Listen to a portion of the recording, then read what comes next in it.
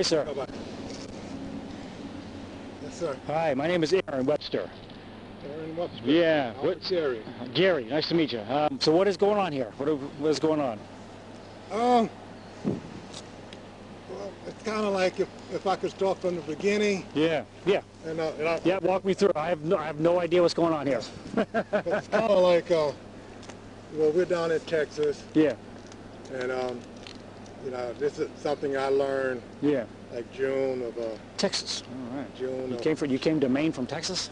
Yes, but it's only because of what happened. Okay. All right. Okay, so what happened is like my daughter's sitting there now. Yeah, she's in with another officer. Right. Yeah, so I'm the supervisor on this shift, and I don't know what's going on. Well, that's why I was trying to prep you, because the only reason I'm up here is the way she left home. Yeah. Yeah, so like June the 9th of last year, yeah. I was at work, my wife called, screaming and yelling. I get home in like 20 minutes, get there, open up the door, our daughter's missing. How old is your daughter? She's 23 now. 23, okay. She could have been. So she's 22-ish or so last year. Well, she's over 18, so maybe she ran away. But anyway, it's kind of like the way she left. She left a note accusing my wife and myself of doing some bad things that didn't make any sense. Yeah. And so we apparently panicked. We get on.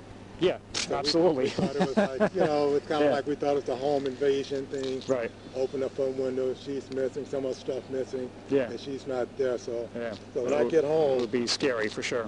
My hysterical wife. Yeah. And then we settled down, and then to where we could remember, we need to call the police. So we went through that.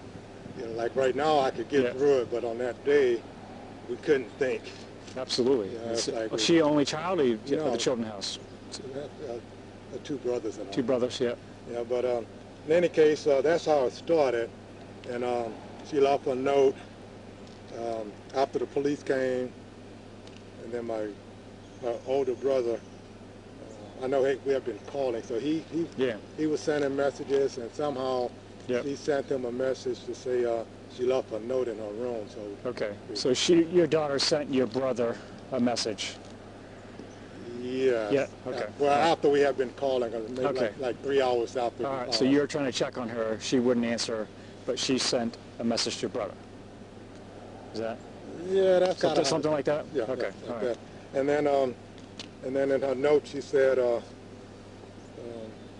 not just the good part in it is like we could track her phone if we want to, and then she'll call us, something like that. Right. So that was the that was the first 4 hours. So the police came, took the report, and once they found out she was over 18, then they say, well, maybe she ran away, and then they start questioning, doing the normal protocol, which was fair. Just kind of going through a checklist, basically. Make sure everything was up and up. So then we thought about calling her best friend, Malvika, that was from high school and 4 years in college. So we called her, and then she at first said she hadn't spoken with her in weeks. So she didn't know anything. So I spoke with the dad, and then the dad said, well, I don't know, whenever we go there, it's like close friends. Yeah, so she kind of lied to you about that? Yeah, so then we maybe a couple of weeks later, I asked Malvika again, and this time she said, well, Linda had been like terrified of living at home for the last 5 or 6 years. Okay. It was like, really? So that's when we started finding out that it was something else. Yeah. But it's kind of like I was driving around the country, and my oldest son was like sending me where a phone was pinging. Yeah, so you're kind of like tracking her, sort of? Yeah, just trying to, because we didn't know who she was with. So, so it's kind of like, it's a funny story now, but I was telling my daughter, was talking that day, I said, I still remember that day. I took the family weapons, and I was driving, I didn't know who she was with, so I had like the golf club, the little walking tall stick, and a hammer, and I'm driving. Oh yeah, your dad, I'm driving. You're still dad, no matter how old she is, And I'm terrified, and I'm saying, well, what am I going to do if I find him? So it's like a nervous wreck. So, that's too bad. We didn't hear from her until I was served some court papers. Yeah. Portland. Oh, no kidding. Like Portland, Maine. Yeah. Okay. Yeah. So. Yeah. So Well, the four of them, they filed a harassment charge, and Mr. Richard, he signed his document that said that yeah. that I was threatening him because he was getting in the way. Is it this gentleman here? And I didn't even know who they So were. he's party to all this too? This gentleman here in the Jeep? Yeah, my daughter's gonna leave with them. That's who he's living with. Oh, okay. All right. He's the one that called the police. Oh. So he is related to this. Yeah, Okay. so he's related. And when you talk to him, he's super polite because he called me like on October. Well, let me back up to the Yeah. court. Yeah. So it's the Monday, July the 20th. My wife called and said, "Hey, the police looking for you." Oh, okay. Yeah. I didn't know why. Yeah. I got the business card. I got the card. I drove. So back in Texas. Yeah. I went to All right. Kaufman County and they came out and they served me those documents. Like a cease harassment order or something like that? Is that what it was? It was a summons to come to court. Oh, it was a summons To come to court on July. for harassment. Or was it Yes. what was the actual charge you had to go to court on? Well, my daughter, she wrote like one statement. She said that I beat up her brother, like one statement. Yeah. And then Richard wrote a statement that said I was coming to the apartment threatening him and saying I was going to hurt him because he's getting in the way. Okay. Okay, then his And wife... her brother, your son, is younger or something. Is the younger son or older? What's the age of the brothers? My son, the oldest, he's 27. Okay, so he's older. Yeah. So this, she said, happened when she was 3 years old. Oh, wow. So, So 24 years ago or 20 years ago anyway. Right, so that's what it was. So when she called, I got the court papers July the 20th. Yeah. And then when I was getting ready to sign a document, the officer asked me, "Well, who's Amanda?" And I said, "I don't know Amanda." He said, "Well, she's summoning you to come to court." Yeah. And then... I wonder if Amanda's the assistant district attorney that is handling the case. No? No, Amanda, it was three people that drove from Portland to Texas. Ah, okay. Richard Ruby. Yeah, so this gentleman here? Yeah, Amanda Croson and Richard's wife, Megan. Okay. So those three drove down and took my daughter during the night while we were at home through the window. So they brought her back to Maine or something? Right. Okay. Right, so when I got those papers, then I said, oh, now I know who took her. And it was Monday, and it's like if I don't get to court on the 24th, it's going to all be true, so I have to borrow some money to fly up here. Yeah. And then when I got up here, they didn't come to court, so the judge gave me a certified copy. It was all dismissed. Yeah, so it's a default judgment in your favor because they didn't show up. Yeah. It said dismissed. Yep. Yeah, so from that is how I got, the people that took my daughter. And I didn't know what they looked like. Yeah. But I kept coming up here trying to, I was trying to find out who took her and if she was okay, because absolutely. Down in Texas, unfortunately, it's the second largest state as far as missing kids and missing young adults due to human trafficking. Absolutely, yeah. So that was a large part because of the southern border. So West Houston is the number one city where I grew up. And then the second largest hotspot is up there in North Texas where we live. Yep. So that's closer to Oklahoma, right? Right, Yeah. Oklahoma and Arkansas. So I learned a lot, but the mystery, it's hard to say because they paint the picture that I'm like the angry dad and on all the papers. Like the abusive dad or something like that. And they wrote up Amanda, she's not part of that group now, but I have all the emails because once they told me they kicked her out of the group, and my daughter sent me some pictures in June, and she was looking all happy, and I was trying to say, something's not right, because I've been coming up here like every couple of months just to see if she's okay, and then she could never, you know your kids, you ask them, are you okay? It's like, I'm okay. Yeah, absolutely. But then they have that terrified look. Yeah. And she squeezed you get that feeling that they're just saying it to say it, and they don't really mean it. So she's saying things, and I get back home, and I tell my wife, I say, well, she keeps saying she's safe and everything, but she never hugged me as tight as she hugged me up there. While we were walking, she get out the car, hold my hand, but she won't say anything. So then they said maybe they're listening to you on the telephone, and then when she would talk, she would be like a robot. But this trip was different because when I saw the pictures in June from her friends that came up that said they didn't know anything, Yeah. I texted her, I said, I'm coming up this time, and this time I don't want you to say you're too busy to work or you're too sick, because I've been up there like 8 or 9 times, and I'll say in April it was 2 weeks. They only let us see me 3 days. The first day was an hour, and the next day was 30 minutes. Yeah. And the next So day, these are her friends that are setting up these rules, or is she in like a group home, or I mean, no, she's living in state custody, or I mean? no, this is with Mr. Richard Rubin Okay. right there. So just the friends Yeah. that are making these rules Right, for you yeah. to see her. Right. Right. Okay. So it's hard to explain, and I said the only reason I know something is wrong because I save up and I come up here. Because when I'm not up here, she don't call, she won't text. Yeah. And then it's like, well, I have to go up and try to find her because I said, you know, the horror stories they tell us is she's going to come up missing. And then the one agency that I was talking to last, who's been like my counselor, she told me last week before I came, because I always talk before I come up here. Yeah. You know, that's how I learned to come up, try to Yeah. mentally Get some some ideas and a plan. Yeah, and to kind of settle down because I don't know what to expect. Right. You know, so Yeah. but she told me, she said, well, the good thing is she's not part of one of the bigger groups where they take the kids and get them out of the country. Yeah. So she said the good thing, she said, it's not like it's great, but at least she's not with a big operation. Are you talking to anybody here in Maine, like a human trafficking prosecutor? No. Are you talking with anybody like that here? I did already, and they said You there's did? nothing they could do. Really? If she don't. Do you know who you talked to? Like what group or organization, or was it the DA's office? Well, it's the DA. I would have to look at my email because she sent somebody over to Portland, and see, I fill out before I found her.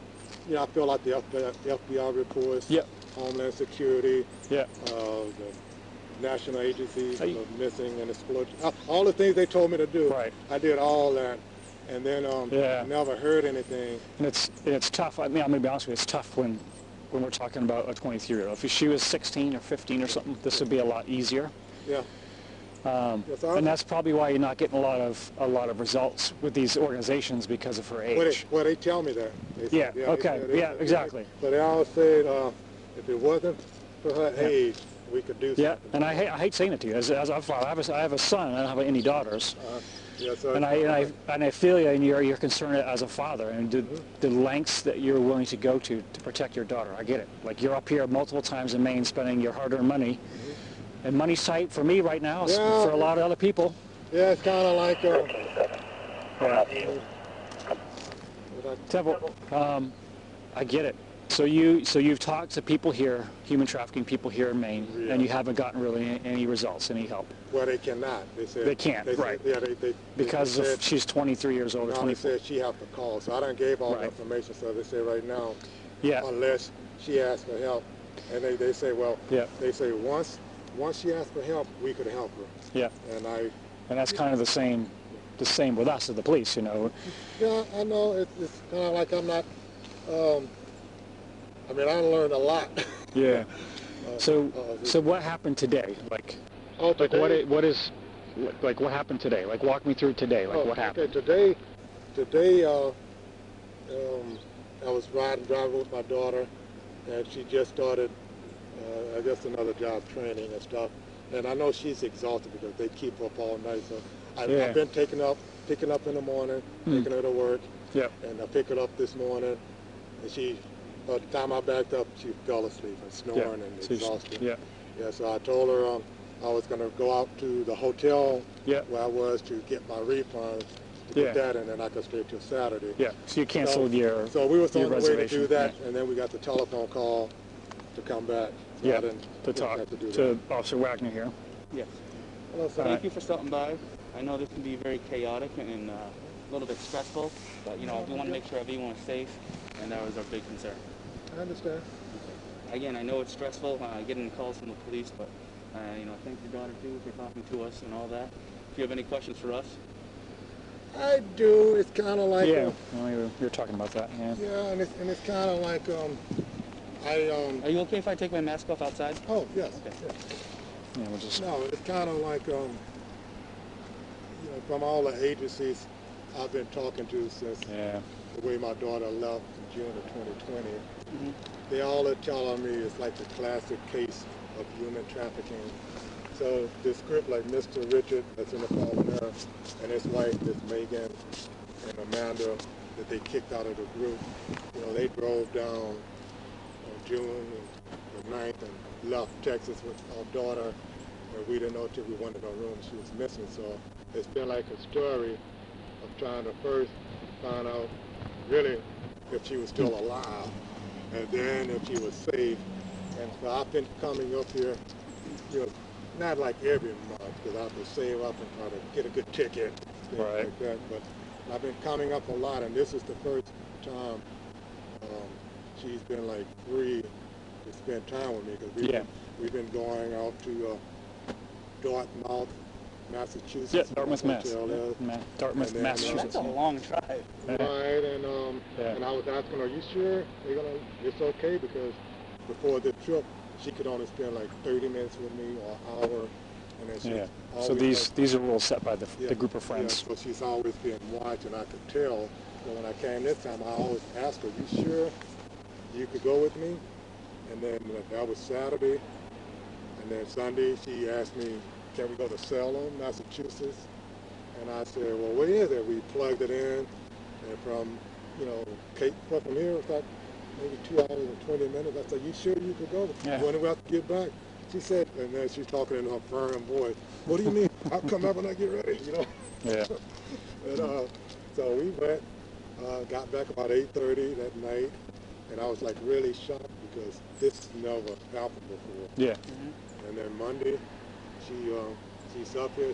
She has like a therapist she has to go to, a caseworker. Yep. So all these things she's having to do to try to mentally survive. So on the outside, she sounds meek and humble, but when we drive and we're talking, it's kind of like, it's brutal, but at the same time, she's, oh, I'm okay, and she's not. But right. Because you have that parental kind of intuition, Yeah, so she let me go over and talk to the caseworker on Monday, and that's when I was really saying, oh, man, she's not doing well, but she invited me to go there because every time I come up, I say, I don't know anybody up here but the people she lives with. And then, so Amanda, Does she live with these folks here in Cape Elizabeth? She only lives with one of them. One of them? Rich. Yeah. And Is that wife, Rich in the car there? Yeah, that's Rich. And it was Rich, his wife, and my daughter in a one-bedroom apartment. But then I started asking my daughter on Monday, when is Megan coming back? Well, I don't know. So I don't think she's in the picture anymore. Well, so that's the other thing. So Who's Megan? Rich's wife. Ex-wife. Okay, so they... So now I didn't know if the ex-wife stuff. It's an ex-wife. Our concern is he's just turned 31 and now he's like controlling our daughter. And the agencies are saying she's just being groomed because I know she's having to get off work, get home, do all the cleaning, all the cooking. And I just listen. And it's kind of like, I've been trying to talk with Richard. And he won't talk to me because I said, well, I'm not a girl, I'm a guy, you're a guy, so we could talk differently, but he won't meet with me. So I said, well, he know when I'm leaving, so he's kind of like just waiting because he know I have to leave. And then it's like, there's nobody here to watch my daughter, and if you talk to her, she's going to defend him to the death. Right. So I have like these emails from Amanda, the person that they try to badmouth, because what happened June had just passed. The friends of my daughters from high school and college that keep thinking she's safe, they actually came up here and they had a good time. And I was looking at the pictures. I said, I've never seen her that happy. I texted my daughter. I said, I want to come up to visit. And this time, in the pictures, you're free and happy with Angelica and Melvika. I said, I want to spend some time with you. So this time, I was shocked that she's doing it, but I don't on Monday, Yeah, so I don't understand. Yeah. And today, where'd you go today? Like, cause you got to come back from somewhere. Where did you go today with her? No, the hotel I have out there in Dartmouth. And they're Mass. supposed to give me my refund. And Because you were going to stay a couple more days or something, Right, and if you I cancel got that the money reservation. back. Yeah. So I couldn't get it, but my daughter gave me the money, so I'm still leaving Saturday. So that was the point of doing that, so I could stay up Okay. for a couple of days. Where are you staying in the meantime? Like, are you staying locally somewhere until Saturday, or are you going home tonight? You're staying in Freeport. Yeah, All right. Freeport. Do you mind giving him like your telephone number and stuff like that? So I have you got it? Okay, you got it. All right. Who are you? Ryan Wagner. Oh, We talked yeah. earlier today. Oh, Yeah. okay. Yeah, I'm sorry. When I was talking with you, I thought it was Mr. Richard. It's all right. Yeah, I thought that But we Not try to kidding. check all our, Hello. bases on all this. So, well, I definitely appreciate you taking the time to talk to us. We have some pending calls, but again, thank you for talking to us. Thank you for doing this in a very, civil, non-confrontational manner. If you have questions for us, you know how to reach us. Other than that, I'll let you go. Yeah.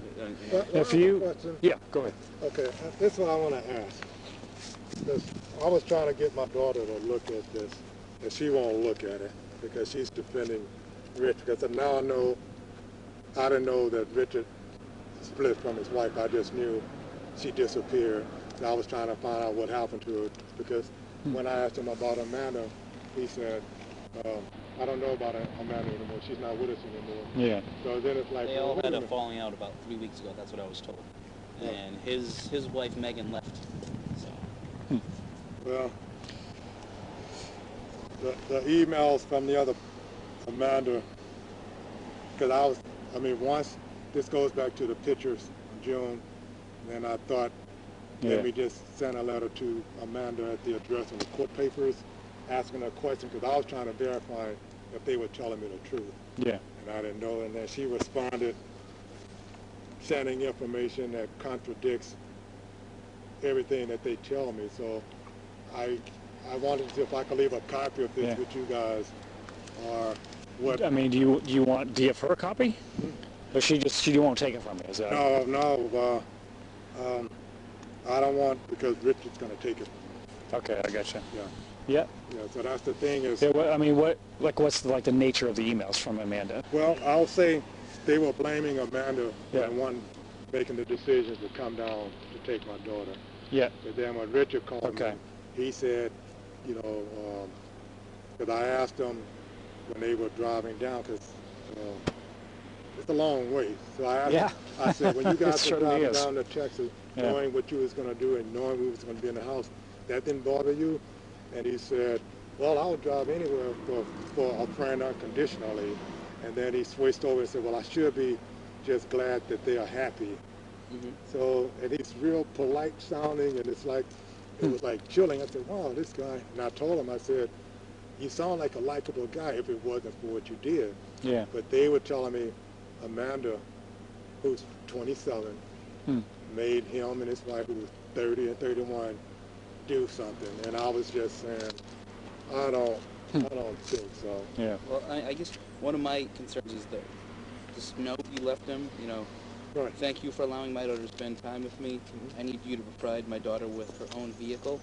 Right. What was what you were just talking about? Like, why would, because this was addressed to Rich, why would he need to provide her with her own vehicle?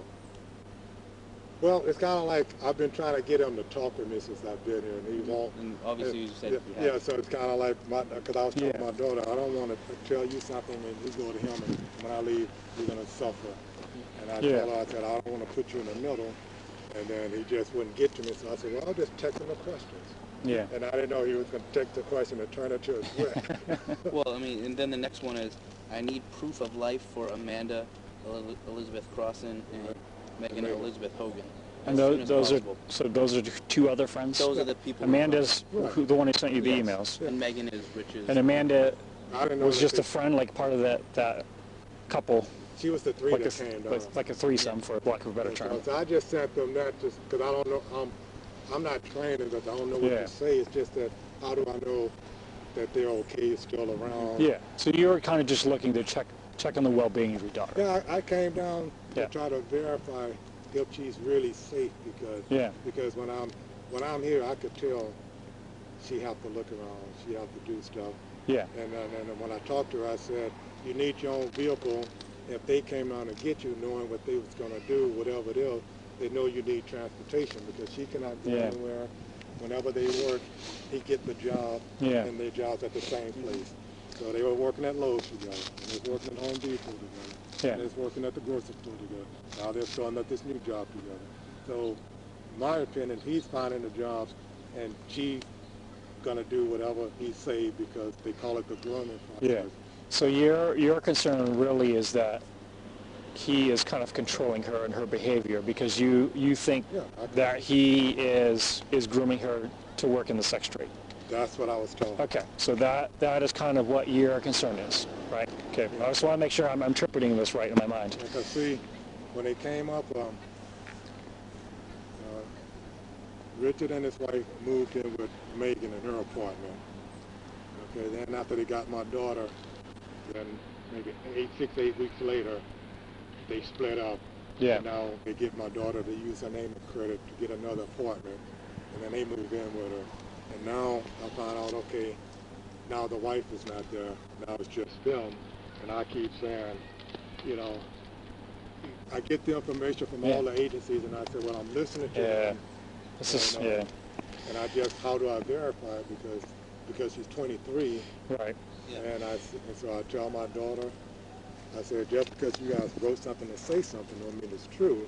And the day when we was coming back, one of the representatives that I talked to before I come up here, we called her.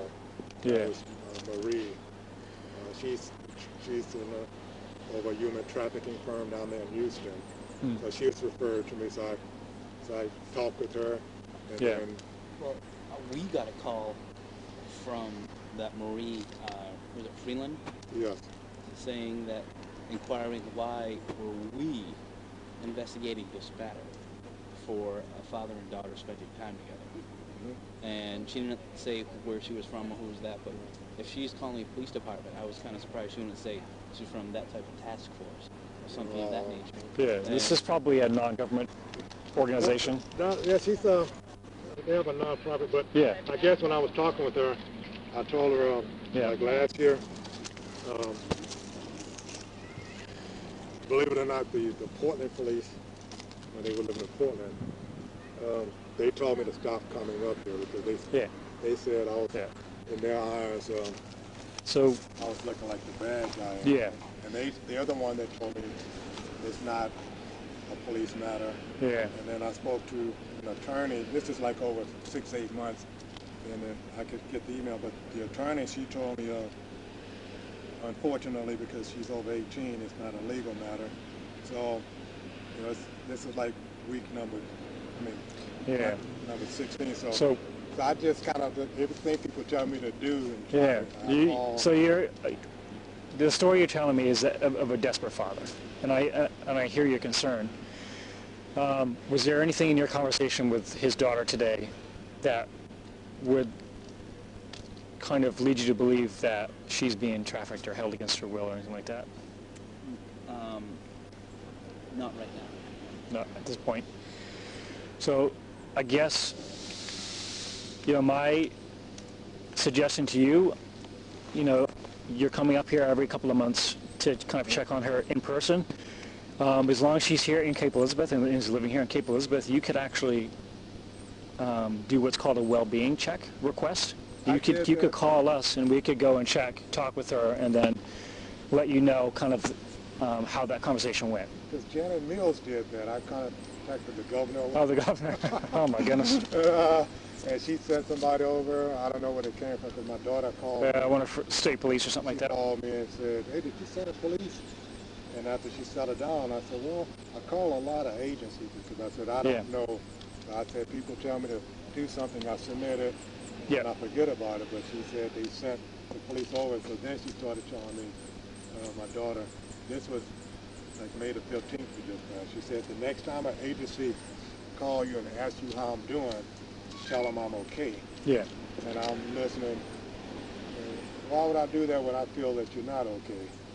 You know, I said, well, I said, I done call a lot of people. I said, they never call and let me know what they're doing. I said, if you didn't call me, I wouldn't have never knew I went by to see you.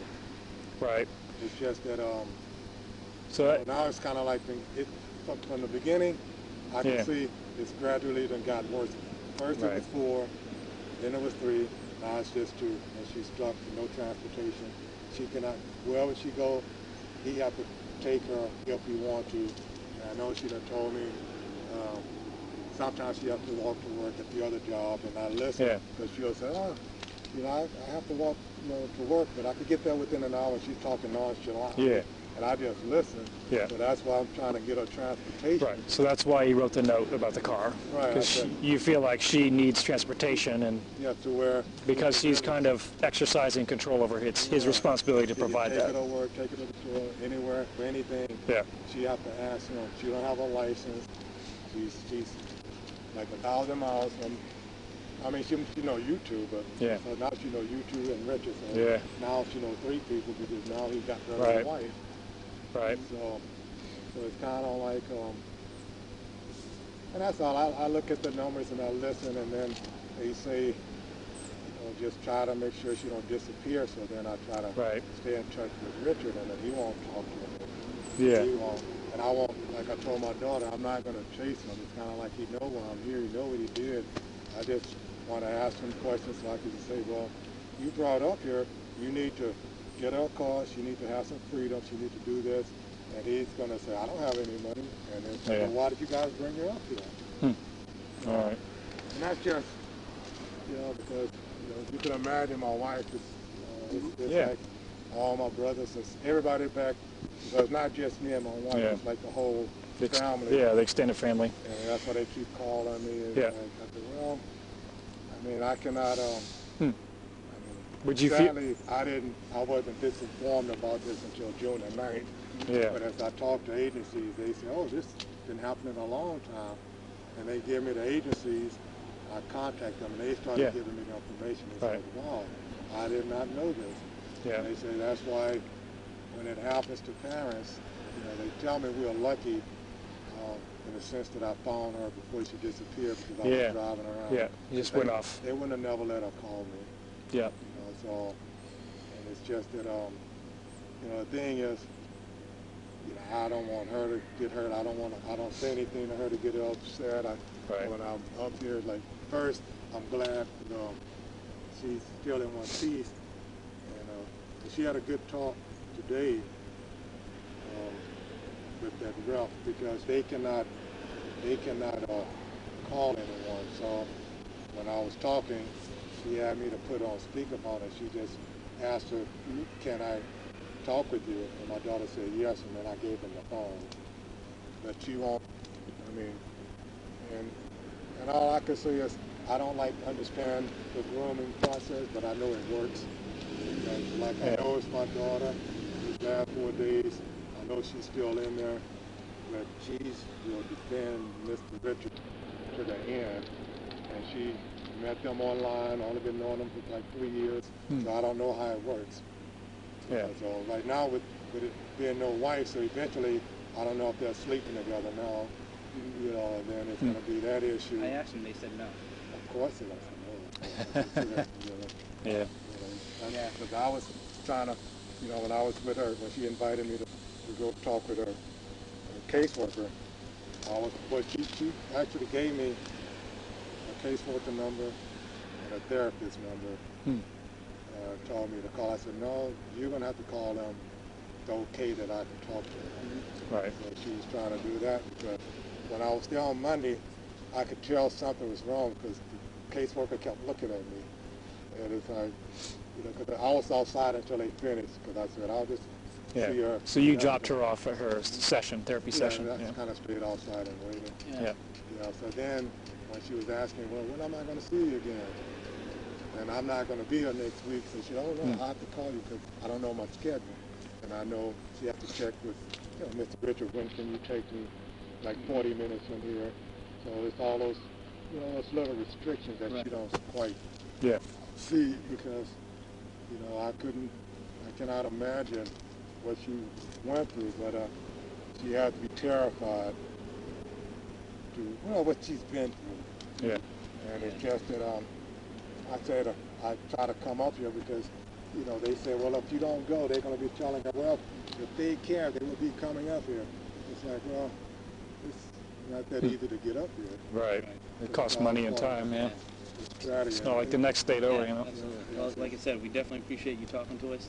That there was a couple calls we got pending, so you know how to reach us, and feel free to reach out. You have a business card? Absolutely. So, I mean, do you feel comfortable, No. like calling us and yes. doing like a well-being check? Would you be comfortable with that? Yes, yes. If you can't fly up here, you don't have the money, would you trust us enough to go and talk with her and then give you accurate information? Yes, because when I was in Portland, when I always go there and check in, and then I went in to let them know I was in town. Yeah. This is when it was like trouble. Right. And they, the Kaufman police said, well, get there, go in, check in like you always do. And then when I did, I got surrounded in the lobby. Oh, no kidding. Yeah, and By the police. Yes, and then it was the detective that came out, and he was saying he was in charge of the case, and he said he was the one that got the report from the FBI, and he looked at it, and he didn't see it as a police matter, so he didn't do anything about it. Do you remember the detective's name by any chance in Portland? I tried, but the when I look at my email, It might be in the reports. Okay. Yeah, probably is. Get the DA, because I gave it to her, and then she went there and spoke with him, but then it came back, well, he's over 18. Right. Yeah. So keep in mind, obviously, I don't work all day. That's a number you can reach any one of us. You don't have to ask for me. You can, but chances of me being working. Yeah, absolutely. You know, that number will get to any one of us here. Oh, no, I just want to talk to the people I know. So let me get I have a extension on card I could give you too.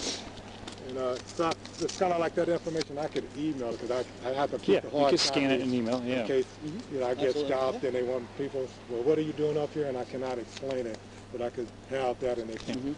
Okay, 1 second.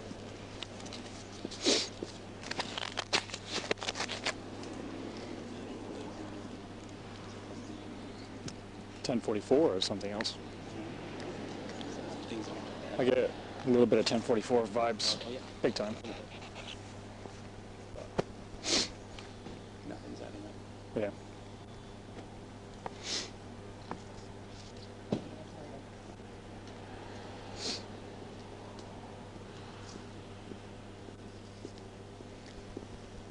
He was just trying to make sure I was going to be able to leave him. Oh, yeah. Yeah. No, Thank you can absolutely. That's of course. So I'm a field service guy, and then we have a student achievement. Just like in the movie Pursuit of Happiness, the bone density machine. Yeah, exactly. Biomedical. Exactly. He didn't give up either, so. No. Yeah. It was tough, but it wasn't like a kid missing the window. But anyway, it's hard to explain it. It's kind of like, you know, it's just the old instinct. And you know, every time I come up, I learn. Yeah, paternal instinct. Yeah, absolutely. I get it. All right, well, try to enjoy the rest of your trip with your daughter. I will. Yeah. Thank you. Okay. Good luck. And like I said, you know, if you need to call one of those well-being checks in, you know, you can. Yeah. You guys won't mind. Well, you know, so we're not talking every day here. Oh no. If you can't like come up, if you can't get up from Texas, and you feel again comfortable enough and you trust us enough to do that. Because I know where they work. So it's kind of like, that's the other thing. Every like 6 weeks they change jobs. Yeah. So it's like there's no stability, and he's the guy. Now he's like super unstable, and now she's thinking he's great, and it's just. Yeah. I don't want her to disappear. Right. Yeah. I hear you. Thank you. Okay. All right. Nice talking to you. Thanks. Take care.